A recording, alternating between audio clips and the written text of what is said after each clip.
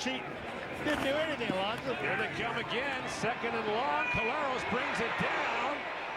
And he can't get away as he's finished off on the play by Willie Jefferson. He'll pick up 6 on the play, but be well short of a first down. And the Ticats will be forced to punt. Willie Jefferson, a tall drink of water coming off the edge, and shows you his athletic ability, redirecting to get a very elusive Zach Caleros. And you got Jefferson on one end, you got Willis on the other. Let's mix in a little Sheffield, Alexander, Steele, and Sewell. All kinds of problems for Hamilton's offense. Jay Guyton takes the kick at the 35-yard line. Flags are down as Guyton goes out of bounds. And this will likely bring the kick return back. A 50-yard punt, a return of 16. That will likely be negated. Eskimos, by the way, have lost Kendall Lawrence for the night at the running back position, so Tyler Thomas will take over for the rest of the evening. So both teams starting tailbacks are out of the football game. The difference is during the return, holding Edmonton, number 9, 10-yard penalty, first down. Difference is Edmonton has a backup dressed. Hamilton does not. Eskimos lead by 6. Flip it in Hamilton as the Eskimos have the advantage here in quarter number 3.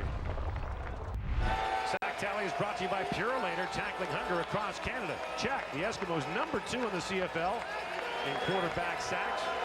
Hamilton's allowed the second most. Eric Norwood, 4 on the night, 1 away from tying the CFL single game record.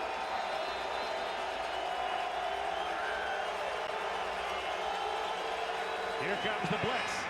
And the toss goes out to Tyler Thomas, and Thomas is off and running. Still going. Up close to midfield, finally brought down by Ed Gainey. A 27-yard gain for Tyler Thomas, who steps in for Kendall Lawrence. Yeah, Ed Gainey's playing a field side corner, usually manned by Steven, but he's out, so Gainey comes in, and so that affects the middle linebacker position. So Reed's got to sit, and you'll see Plessis is playing in the middle, and here they exploit that. They try to come with the blitz off the edge. They outflank Norwood. Then it's Thomas on the edge doing his thing.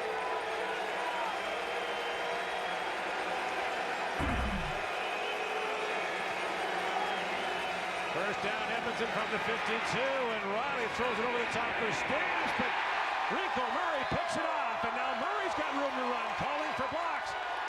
Rico Murray finally dives down the 48-yard line. There's the big play by the Hamilton defense, an 18-yard return on the Eskimos' second turnover of the football game. The Ticats get the ball back, down by 9, with 6.5 to go in the third quarter. This is all pressure from the Hamilton defense trying to create. You're going to see everybody up here, and they're coming with pressure, and they bring 7. Riley to throw the football before he wants to. Off his back foot, doesn't locate it well. Fred Stamps is not ready, and here's what Fred Stamps does. He's trying to get open. He doesn't understand the sense of urgency. He's out leveraged. Well, that's a nice job by Rico Murray, knowing what's going on in the backfield, coming up with a big play. Now Caleros shovels it off with a misdirection play to Brandon Banks. He's got bodies in front of him. And Banks is across midfield down to the Edmonton 52 before Pat Watkins finally throws him down, gain of 9. I like that idea, misdirection, get the ball in the hands of a guy that can outrun anybody on the field, Brandon Banks, and get him on the edge. I like it. Try to take advantage of this turnover by the defense, exactly what they needed to win at their back. Trying to get back in this football game. Figuring it out, minus a tailback. From the first play of the game, offense has been stymied, looking for some production somewhere. On now for the Ticats with the clock running here in the third quarter. Here is C.O. Prime busting through from first down to the 45-yard line of the Eskimos. There we say it's prime time in Hamilton. That's nice. That's nice. That's just power running. Give it to the big boy, C.O. Prime. Optimus Prime in the middle. Coming downhill. People are just getting plowed out of the way. Looks like a city plow track in the middle of winter here in Hamilton. On the last weekend of summer, you had to bring that up, didn't you?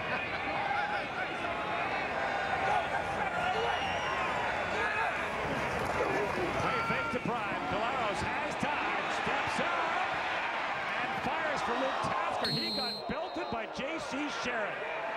Sherritt absolutely unloaded on Luke Tasker, who's still down. Whoa, his helmet. I saw this Face mask up around his eyes. Saw this unfolding, Gord. Scaleris wanted to push the ball deep. They had a play designed to go deep. They get great protection after play action. Holds the linebacker. He steps up in the pocket and tries to spot it to Tasker. And then JC sees it the whole way and comes underneath with a little forearm shiver. Welcoming Luke Tasker back to number 47 being on the field. I went from a good-looking play to ugly in a hurry. Tasker remains in the game, 2nd and 10. Here comes the rush again, and Caleros is down, and Odell Willis, his nemesis, gets him again. The beast is hungry tonight. He is eating big time. It's a feast. It's a smorgasbord. All right, they drop everybody here. They're only rushing 3, folks. They're gonna, and I think he's coming right there. They're bringing 4, so they're cheating a little bit. They dropped 8, ranked 4, and got to the quarterback with ease. Now Medlock with the punt. Low driving kick. Bounces into the Eskimos end zone. And Guyton will surrender 1 as the Ticats are now within 8. So it's a 1-possession game on the 57-yard single by the Hamilton Ticats. Odell Willis in the backfield all night of Hamilton. It's Hall of Fame weekend of the CFL, and tomorrow 7 exceptional men will go into the Canadian Football League Hall of Fame. That's a pretty good team. You got Cahoon as a receiver, Roberts at running back, Lukeke up front, Neil Lumsden can block for you and run. Coaches Larry Haler, Wally Buono, Mo Racine as well. Getting to the quarterback. Yeah. It's a great and with those 2 coaching, Wally and Larry, I got to. And Neil, he's doing some coaching now, I think, over at Guelph. That's fantastic. Being a Hall of Famer, there's Angelo Mosca. He brought the hurt when he arrived. Yes, he did. Unbelievable. I think a couple other out there in the stands, some Hall of Famers. Saw Russ Jackson earlier. Yeah. Right now on the field, the Eskimos have the ball. Their 35-yard line, now up by 8. 4 minutes away from the 4th quarter, where they have dominated teams this season. Here comes the rush. Standing in is Riley, but the pass was tipped on the way out. Meanwhile, Delvin Breaux of the Ticats secondary has gone to the locker room as well, so the injuries keep piling up for Hamilton. Ticats next week will play in Winnipeg. They're 0-5 on the road so far this season. As the guy who made the play right there, Eric Harris, just getting after it. This guy, you have 12 of him. He's right here coming in, the quarterback right in his face. It's pretty easy when you're unblocked, but played some offense this year as well. He did. He caught a beautiful pass, showed receivers how to catch it at his highest point. Made it look easy, went and attacked it in full stride. There's an injured Edmonton Eskimo meantime on the field. Coach Austin absolutely loves Eric Harris, the way he approaches the game. He said, Matty, you'd love this guy. He had 12 of them, you never lose. That's Matt O'Donnell, who's down, the Kingston, Ontario native. Former Queens Golden Gale, who was struggling when he got up and then went back to the turf. 6'11", 340 pounds is Matt O'Donnell. Try throwing over that. He was a player earlier in the ball game who had a flat tire, blew a shoe. Got that problem sorted out. Now we're dealing with another one, a little more serious here. I don't want these 2 guys try to get him up. I mean, 3 or 4 more guys. 6 of them. See what happened to Matt O'Donnell on the play. I think he's trying to come out and kick out on Harris. Right here, he tries to get a piece of him. Kind of goes awkwardly. He kind of catches his neck and kind of bends it back, and hopefully that's just a stinger. Watch him. Kind of goes side. Looks like to me a stinger. He's walking off, and oftentimes players can shake that right off. I'm sure Matt O'Donnell will. Now a big second down play for the Ticats. 2nd and 10 for the Eskimos from their 35-yard line.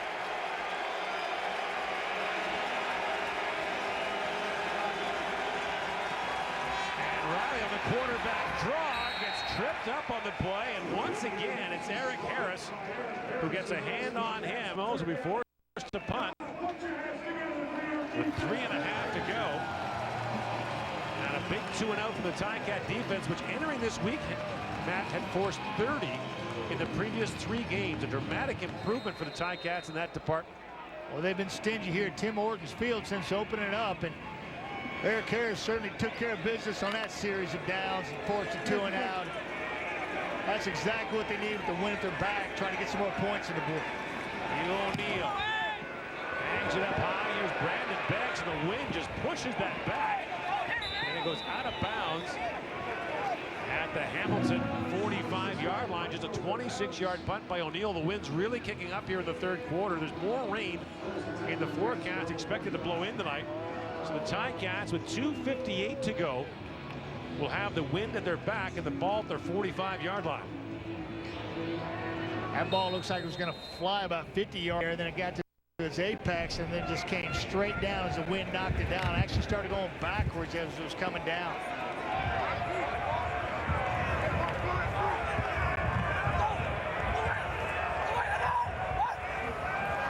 Eskimos show blitz. Claros delivers. Flags are down as Tasker makes the catch up at the 50-yard line. J.C. Sherrod is on a mission tonight. He looks like he's healthy, Gord. He was all over him there, playing soft, the zone, understood what was available to the offense. Claros took it to Tasker, and then he was there on a sure-handed tackle.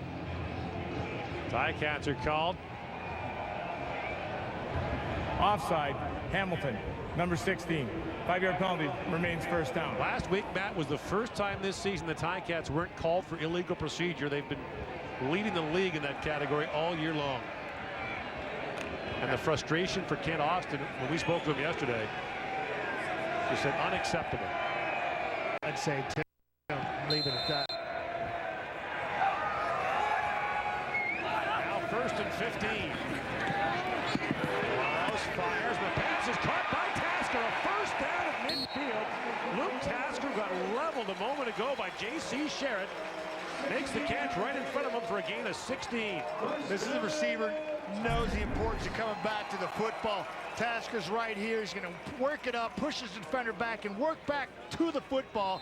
Nice job of understanding the urgency. Get up past the level and the depth of the linebacker, come back through the hole, make the catch. First catch of the night for Luke Tasker. Now from the Edmonton 54, they fake the toss to Banks. Pump fake. Claros goes up the field, caught by Bakari Grant. First down to the Edmonton 41. All kinds of stuff going on that play, Gord. A fake pump out here to the wide side and a hitch crane. He spins around and he pumps it to the other side, and he wants to get Bakari Grant going down. So watch Claros. Little toss fake, pump it to the flat, and now try to get Bakari down the sidelines. That's not there. So Bakari runs a makeshift comeback, and Claros finds him on the sidelines. Maybe not what Tommy Condell drew up. That's the extension of a play gone bad, though. They work on that hard in Hamilton. First down, Claros fires, and Fantus can't hang on. That's... you don't see that very often. Well, Kent Austin knowing there's one that got away, and as you talked about, the hourglass draining quickly here. 90 seconds to go in the third quarter. The Ticats with the wind at their back. Wasn't a great throw, but certainly a catchable ball. Kent knows that he doesn't want to get in second long against the Edmonton defense.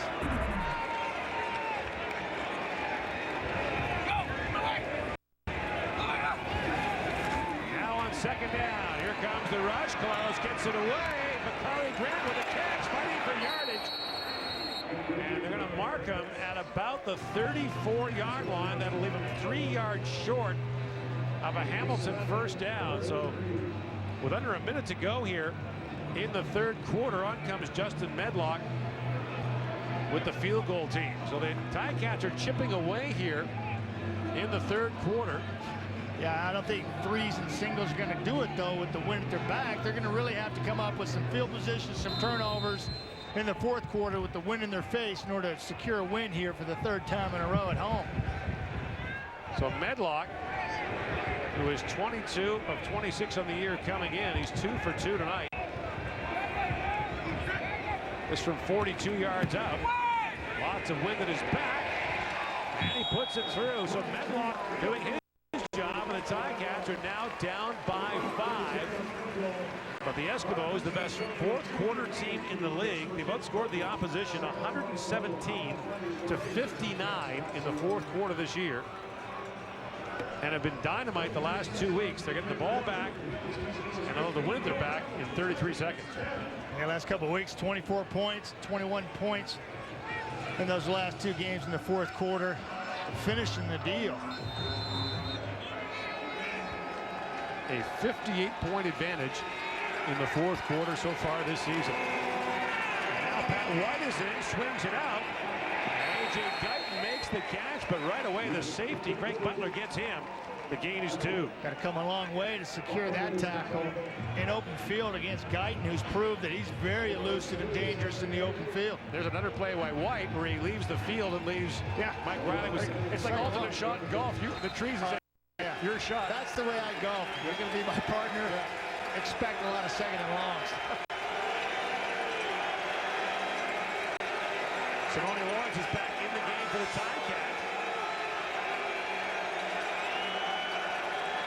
Second and 8. Here comes the rush. Riley delivers, and Marcellus, or rather, Darius Bowman makes the catch. It's a first down to the 48-yard line. Marcellus Bowman was in the area. That'll be the end of the third quarter. So the Edmonton Eskimos with a 5-point lead will have the wind at their back in the fourth. Zach Collaros and Mike Riley have both taken some licks tonight. And toe-to-toe go the Ticats and the Eskimos in Hamilton.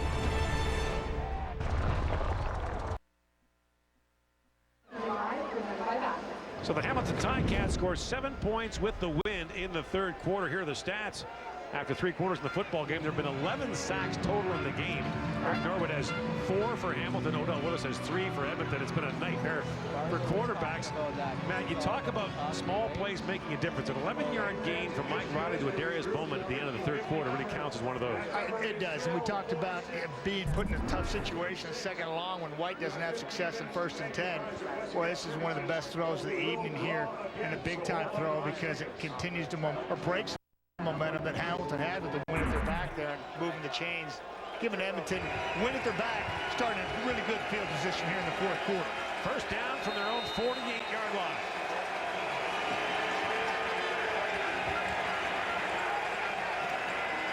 Riley out in front of it, Darius Bowman. It falls incomplete. And Riley says, that's me. Yeah, well, yeah, that ball came right at us, Gordon. You saw it just push to the ground. Winds at their back, so the ball's going to fly differently. And Riley immediately tapped the 1 and 3, said that was on him. Wanted to spot it better. They had some space out here on the edge. I like that idea. Trying to make some guys that are playing some different positions right now make plays. Courtney Stevens back to the field side corner. On second down, Riley fires. Kuhorn jumbles it up in the air. It is intercepted. Courtney has it. And Steven is down to the Edmonton 40-yard line. The Eskimos are arguing the ball hit the ground. It hung out there forever, and Courtney Stevens made a really nice break on it, came off of his man and his route and his area of protection and made a play that they're going to have with the wind in their face. Come up defensively. Had his first interception last week at home against Saskatchewan. Ball's behind Kuhorn a little bit. He taps it up, kind of like setting it for a volleyball spike shot, kill shot. Courtney Stevens comes up with second interception on the year.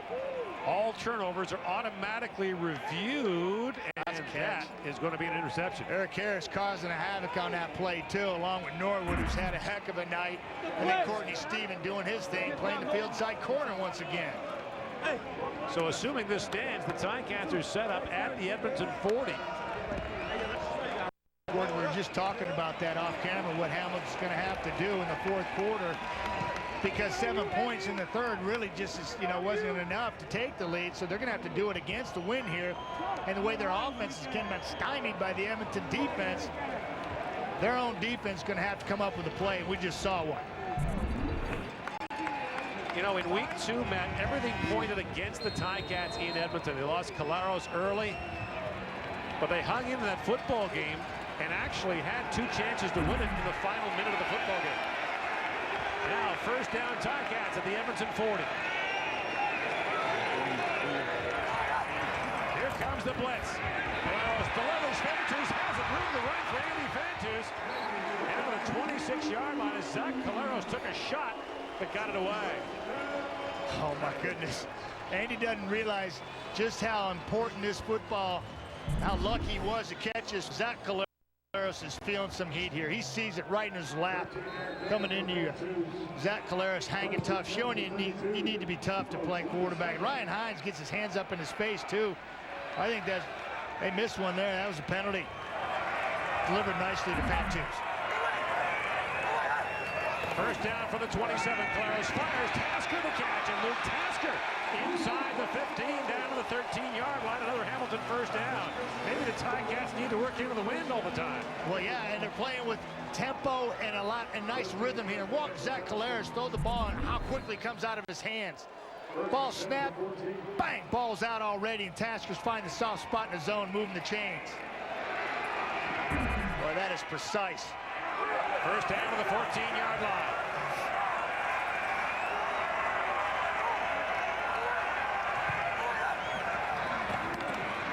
Caleros for Fantus. Room to run. Andy Fantus diving ahead.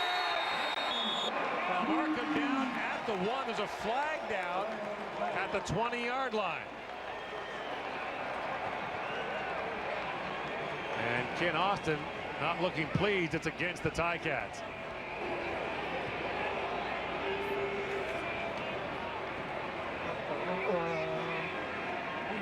Offside.